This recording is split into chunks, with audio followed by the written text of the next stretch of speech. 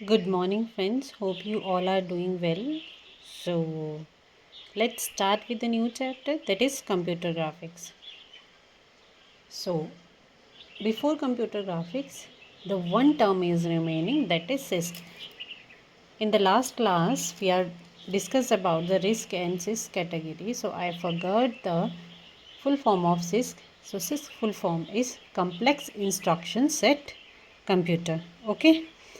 So, starts with the computer graphics. What do you mean by computer graphics? Computer graphics होता क्या है, ठीक है?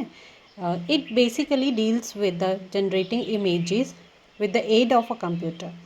Means हम लोग कंप्यूटर ग्राफिक्स में इमेजेस के साथ डील करते हैं. कोई भी इमेज है, हम उसकी पिक्सल एनहांसमेंट करते हैं, क्रॉप करते हैं, एडिट करते हैं या कोई और उसमें फ़िल्टर लगाते हैं तो उसकी क्या होती है, इमेज की एनहांसमेंट जो होती है वो इंक्रीज़ हो जाती है, उसकी क्वालिटी इंक्रीज़ हो जाती है. So this is called a computer graphics. अब कंप्यूटर ग्राफिक्स कब आया था? In the year of 1960. Okay. So किसने इसको डेवलप किया था? दैट इज़ विलियम फिटर के द्वारा इसको डेवलप किया गया था. अब कंप्यूटर ग्राफिक्स जो है कितने टाइप का होता है? 2D ग्राफिक्स होता है, 3D ग्राफिक्स होता है, बहुत सारे ग्राफिक्स आ गए हैं. अब तो 4D ग्राफिक्स भी होता है, 5D ग्राफिक्स भी होता है, ठीक है. 2D means whenever we are talking about two axis, that is x axis and y axis, but in case of 3D graphics we are talking about the three axis, that is x, y and z. Basically computer graphics is deal with the raster and vector graphics.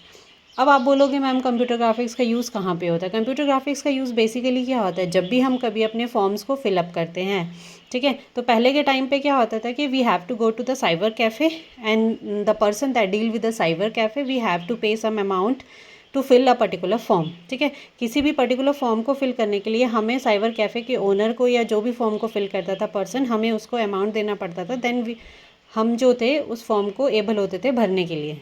Okay. But now a days क्या है, each and every person have a computer. सभी के घरों में computer है आज की date में, ठीक है. तो सारे क्या करते हैं, अपने फॉर्म को क्या करते हैं, घर पे बैठ के ही खुद फिल करते हैं. अब क्या होती है, उसमें बेसिक रिक्वायरमेंट होती है कि आपका क्या होना चाहिए, सिग्नेचर की इमेज अपलोड होनी चाहिए और आपकी फ़ोटोग्राफ अपलोड होनी चाहिए.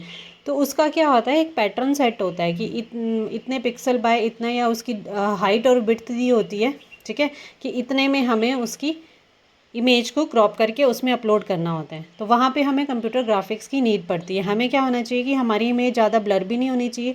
रीज़न क्या है, अगर इमेज ब्लर होगी तो आपके एडमिट कार्ड पे ब्लर इमेज आएगी और जो आप उसकी सेम फ़ोटो जो है वो साथ में अटैच करेंगे तो कई बार ब्लर की वजह से क्लैरिटी नहीं होती और एग्जामिनेशन सेंटर में आपको एग्ज़ाम देने के लिए बैठने से मना कर दिया जाता है, ठीक है. So these are known as computer graphics. अब 3D प्रोजेक्शन क्या होती है, जब भी हम किन्हीं 3D पॉइंट्स को 2D प्लेन में मैप करते हैं तो उसको हम बेसिकली 3D प्रोजेक्शन बोलते हैं. हमारे पास जो होता है कंप्यूटर ग्राफिक्स में प्रोजेक्शन जो है बहुत डिटेल में है. 2D प्रोजेक्शन होती है, 3D प्रोजेक्शंस होती हैं, इसमें भी फर्दर बहुत सारी प्रोजेक्शंस आती हैं, ठीक है. So in case of JOIT exam और कंप्यूटर ऑपरेटर और असिस्टेंट प्रोग्रामर या data entry operator, there is no need to go in deeply projections in case of projections, ठीक है.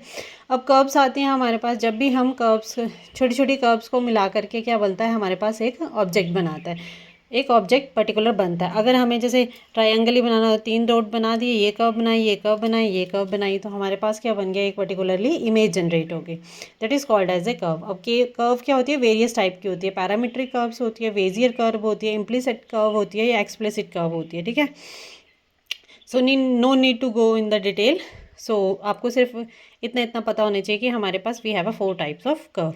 Next we are discussing about the DDA. In I think one of the previous years the full form of DDA will ask in the question paper. So what do you mean by DDA? DDA is a digital differential analyzer. It is basically used to draw a graph, lines, triangle and polygons. इन सब चीज़ों को draw करने के लिए हम लोग क्या करते हैं, DDA का यूज़ करते हैं. नेक्स्ट आता है हमारे पास ब्रह्मसम लाइन एल्गोरिदम. ये क्या होता है, बेसिकली जो भी हमारे पास ऑपरेशंस होते हैं उनको राउंड ऑफ करने के लिए या फिर फ्लोटिंग पॉइंट में उसको शो करने के लिए हम इस एल्गोरिदम का यूज़ करते हैं.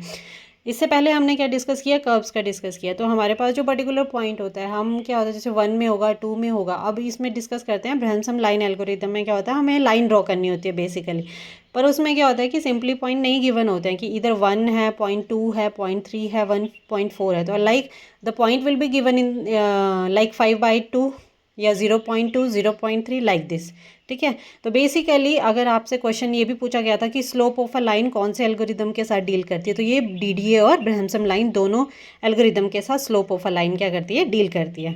अब इसके कुछ क्वेश्चन थे जो प्रीवियस ईयर में पूछे गए थे, दैट इज पिक्चर्स जो होती है डिस्प्ले स्क्रीन में are made up of pixels, या फिर images are made up of pixel. In case of desktop publishing we already discuss about the images are made up of pixels. ठीक है, अब क्या होता है कि कितने डॉट की हमारे पास रिक्वायरमेंट होती है एक कलर पिक्सल को बनाने के लिए, तो हमें बेसिकली कितने डॉट चाहिए होते हैं, 3 डॉट। नेक्स्ट आता है हमारे पास कि सबसे कम रेजोल्यूशन क्या होता है किसी भी कलर फ्रेम का, तो वो होता है 1024x768 पिक्सल्स में। लैपटॉप जनरली क्या यूज़ करते हैं, LCD पैनल।